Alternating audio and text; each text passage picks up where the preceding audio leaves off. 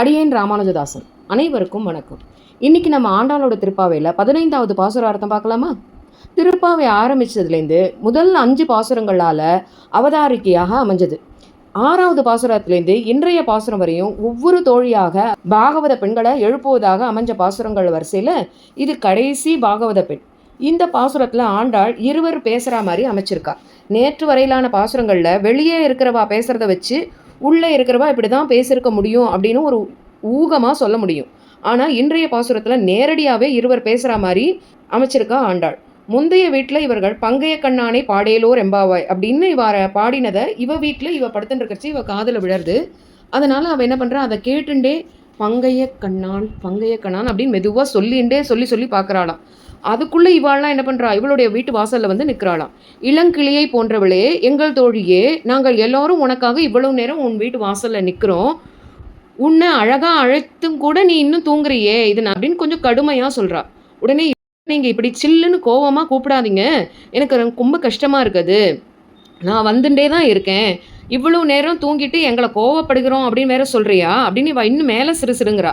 சரி எனக்கு பேச தெரியல, நீங்கள் தான் ரொம்ப பேச்சில் திறமையானவர்களாக இருக்கீங்க.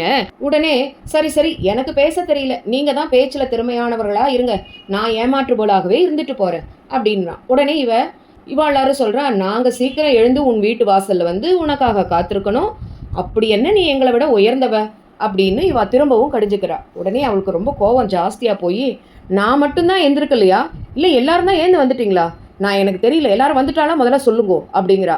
உடனே இவாளாரும், நீ தான் வந்து எண்ணி பாரு, யாரெல்லாம் வந்திருக்கான்னு நீயே வந்து எண்ணி பார்த்து தெரிஞ்சுக்கோ அப்படின்னு சொல்லி இவாள்லாம் சொல்கிறா.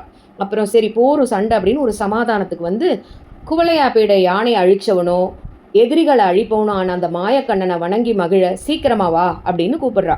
திருப்பாவையில் நடுநாயகமாக இருக்கக்கூடிய இந்த பாசுரம் வித்தியாசமாக இருவர் பேசும் விதமாக மிக அழகா இனிமையாக அமைஞ்சிருக்கிறது. ஆண்டாளோட எழுத்து அழகா நமக்கு காட்டுறது. எல்லே இளங்கிளியே,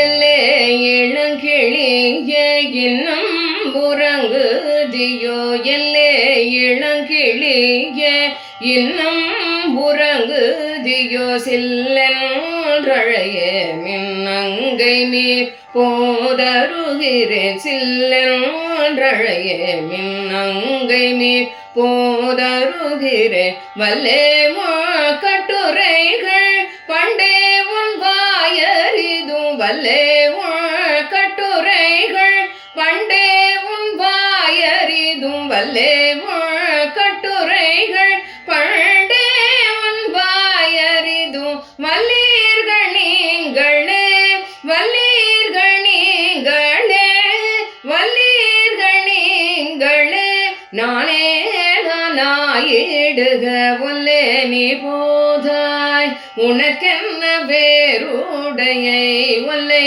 நீ போதாய், உனக்கென்ன வேறுடையை, எல்லாரும் போந்தாரோ போந்தார் போந்தெண்ணீக்குள், எல்லாரும் போந்தாரோ போந்தார் போந்தெண்ணீக்குள், வல்லானை கொன்றானை மாற்றாரை மாற்றழிக்க, வல்லானை கொன்றானை மாற்றாரை மாற்றழிக்க, வல்லானை கொன்றானை மாற்றாரை மாற்றழிக்க, வல்லானை மாயனை வல்லானை மாயனை வல்லானை மாயனை பாடே